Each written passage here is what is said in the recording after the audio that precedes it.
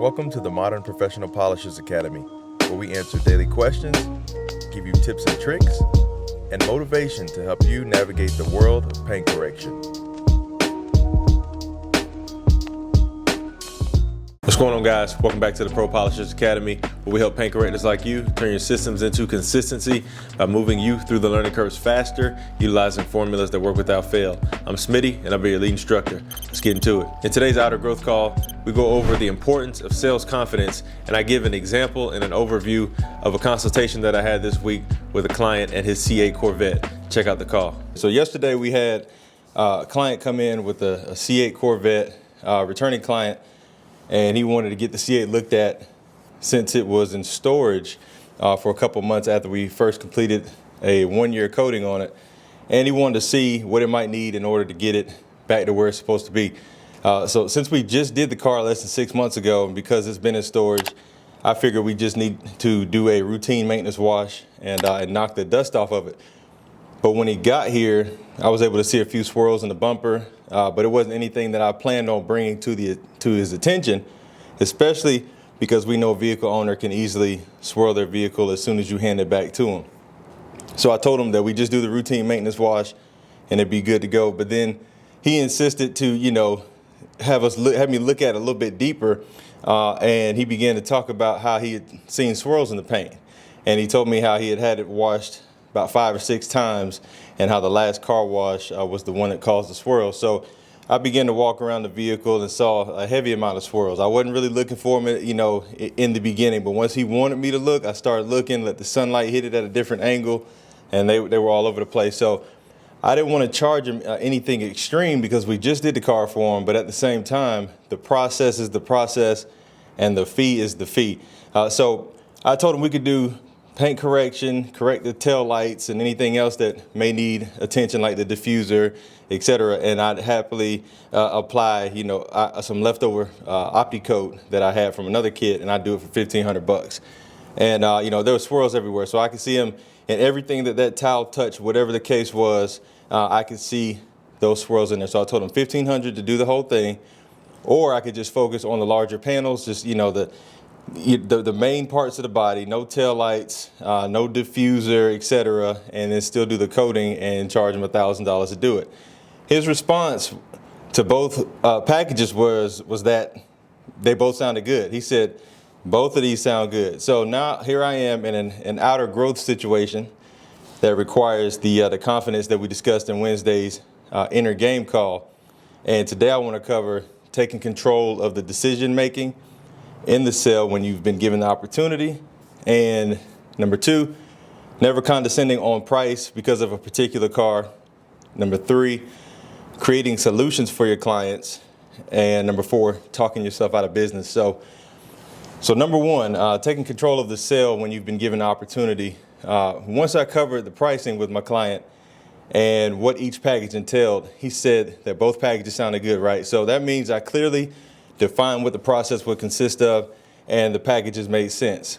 And I also pointed out the fact that the taillights had just as much swirl in them as the paint did, and his eyes immediately went straight to him, and he said, oh yeah, they do have swirls. So now I've put a light on something that can no longer be unseen. So now he knows that whichever way we go, the car will look much better than it does in its current state.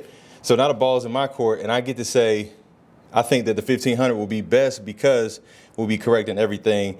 And my philosophy is, if I'm already in my pocket grabbing $1,000, I'm going to reach a little bit deeper for $1,500 to fix it all and be done with it.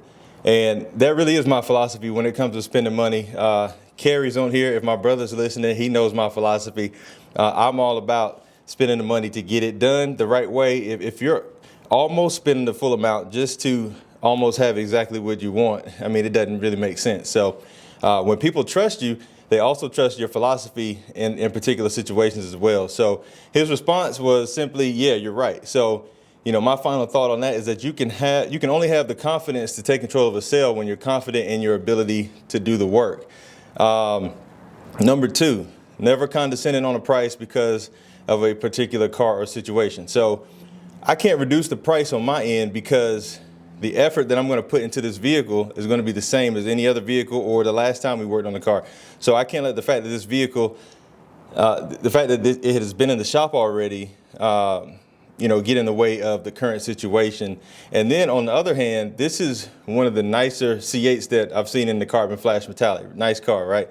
And so I know in this particular situation, a lot of other detailers would have chosen the $1,000 package for the client just to make sure they could get that car in the shop, and they may have even done it for $600 or less than that. So you wanting to work on this vehicle so badly can't cause you to lose confidence and thinking that you're going to be able to get the sale, which will make your price drop, which will make you drop that price. So, don't let wanting to touch on this car, wanting to take pictures of this vehicle get in the way of your business. Don't let it get in the way of you making that money, because then your confidence can start to get in the way. It'll start putting itself behind, say, you and your desire to work on this car. So I see all vehicles the same, and I only focus on 3 variables: the size, the body lines, and the paint hardness. The rest of the facts are irrelevant for me. So this is going to stop you from having that bias for particular cars that can potentially blind you when it comes to pricing. So no matter if you got a Honda Accord, I'm going to say, let me use me for an example myself. If I've got a Honda Accord or a C8 coming in, outside of those 3 variables, body lines, paint hardness, size, the car is simply the car. So this is going to help you keep your standard pricing in place and your business consistent. Number 3, creating solutions for your client. Offer every solution possible to get the deal done faster, right? So I asked him when he wanted to bring it in, and he asked me what my schedule looked like. So again, ball's in your court, right? And some people just say that you don't really know what their plans are. They might be getting ready to go out of town for 6 months, but they still want to know what your schedule looks like. So I'm a straight shooter. I'm not going to beat around the bush about it, because we got stuff to do, and we are here to work on cars. So I told him, you can drop it off right now, and I can take you back home if necessary. So that's my response to almost every client within a certain mile radius of the studio, that is. And if they're that pressed to get something done, and if I have space in the building for the vehicle, I'm going to pitch that one to them. I could tell them, you can drop it off now and, call an Uber. But I'm not really big on, customers sitting around. I'll take you to the house, right? So if you're within like 20, 30-minute ride. Now that doesn't mean that I'm going to start on that vehicle on this day, but it does mean that we can get to it as quickly as possible, and more than likely it's going to be the next day or the day after. This also doesn't mean that they're going to say yes to dropping it off right away, but it does let them know that we mean business. So it's funny, because most clients, they'll laugh in shock when I catch them off guard with that one, because they're expecting me to say that they have to wait 2 weeks, 3 weeks, maybe even 3 months to get something done. And so when I give them that option of just dropping it off right then, most of them say, sure, let me grab my stuff, I'm ready to roll. Like they're like kids in candy stores. Like you see them smiling, they're literally rushing to the car and they're ready to go, because they didn't think that they'd be able to get it in right away. So it's pretty dope, man. So now I've provided a very fast and efficient solution for the client, and I guarantee it's always going to be highlighted in the 5-star review that they leave in the end. And it'll typically say something like, these guys took me right in, and they even offered to take me home. So, they'll call you out by name. Typically it's me that they're dealing with. Smitty took me right to the house. So now when other people come in and look at these reviews, it's only going to add to the allure of your business. So it's a premium business with premium customer service. Like rental car companies don't even necessarily do that, So, and then speaking on that, if you have clients coming in that are going to need transportation while you have their vehicle, you can route them. Let's just say they can't drop it off right then, or let's just say you're not taking them anywhere, or if you do need to take them to the rental car spot, you can route them to the nearest enterprise or company closest to your proximity, and this is going to alleviate them from having to do their own research and figure out how far your business, which they've never been to, is from the nearest rental spot. So, final thoughts on that. When you have all the solutions, it makes your confidence expand, because you know that you've got all that your customers need. And if we had a discussion call a couple weeks ago about just doing 10% more. You know that the average shop is not doing this type of work, this type of customer service. I just talked to one of my guys yesterday, brought his truck by so we could check it out. He's going to bring it back in after he gets He's getting the headers replaced on his Ram, right? So he was just talking about how the local Dodge dealership customer service is just horrible, and the service department. And it's like, man, this is a corporate conglomerate, and they have horrible customer service on a big level. So you already know the average detailer who doesn't have any other experience, say, other than like running their own detail company, which is only going to be but on such a large scale, right? If you just do 10% more and start operating like a Fortune 500, man, it'll change the game. I'm telling you. So yeah, start offering all of these solutions to these customers before they even ask questions, because some of them you already know they're going to need a rental car because they said it, but they never asked you how far is the company. Just find it for them, or tell them, hey, we can take you right on over there. Ours is so we're basically in a neighborhood, right? So we're on a main road, but right beside us, behind us are houses. So we cut through the neighborhood, right around the corner, Enterprise. So when I tell them there's an Enterprise right around the corner, they're excited about it. Then when I tell them I'll drive you over there, I'll be gone for 3 minutes before I'm back over here. So I've even had people say, no problem, man, I'll just walk over there. I'm just glad it's close by. But if it's not close by, have something set up to where you can drop them off. Yes, they could call an Uber, but hey, do something that the rest of the world isn't doing. Of course, everybody else in the world is calling Uber. Take them over there, you know. So number 4, talking yourself out of business.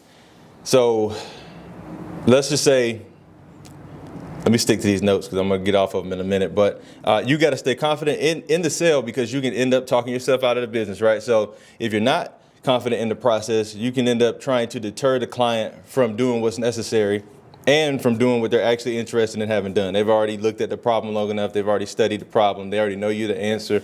You can end up saying stuff like, it's really not that bad, or let's just watch it and see how it goes from there. And then you run the risk of them leaving your business and calling and going to another business who they might not want to deal with, but they know that these people will gladly take the job, you know. So give the customers what they want and then some, and don't be afraid when going about it. So, you know, same guy from yesterday I was talking to with the truck. We were talking about a lift for his truck, and he was asking me, or I was telling him about a company that I found about 30 minutes away who are a serious truck company, just from me dealing with them over the phone and hearing other people's reviews. And we were talking about a local company, how he went in and he told them, I want this suspension set up and I want this and that. And he said, you know, they tried to talk me into getting rough country or whatever it was. And he said, but I know what I want. And all I've ever heard about that company is XYZ. He said, you know, they're talking me out of it. And I'm just having a discussion with him about giving the client what they want. Now, in some situations, you have to know, okay, maybe this customer, they're new to, let's just say they're new to ceramics, or they're new to a particular muscle car. They don't know that this is actually what they want to use for this. But you can tell which clients have studied up on what they're talking about, have already spent money in this area before. Don't talk them out of what they're trying to do, because they're literally going to go spend that money with somebody else. They already have their minds made up. When somebody's got their mind made up, it's done. So you might be able to drop a seed on them, and if you mean well by what you're telling them, like, hey, I know you've done this research. This is a popular company, but they're only popular because of their marketing and all the money they have behind their marketing. But this is actually how you should go, and this is the route you should take. Even if you've got the better solution, their mind is already made up. So let's just say in this instance, you've got what they need. Let's just say I didn't have confidence in my sales with my gentleman with the C8. And because I'm feeling like I don't want to charge him because, well, we just did your car not too long ago, I could have talked myself out of that and then left him kind of confused and unhappy because he wants to get the swirls out. I could have easily told him, hey, man, let's just watch it. You know, wait till the summertime. Let's see how you feel about it over time.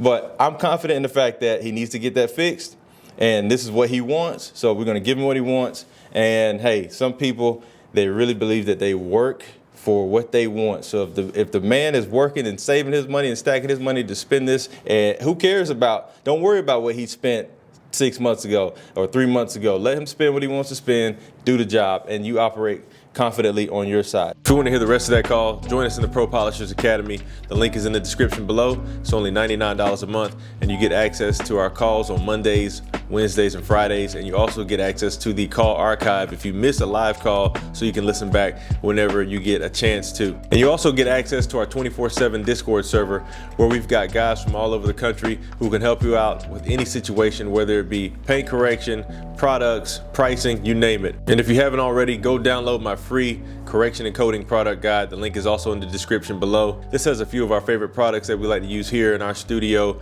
and it will help you get the ball rolling on a system for your own business. And if you're looking to come in and train with us one-on-one, check out our Pro Polishers Workshop itinerary.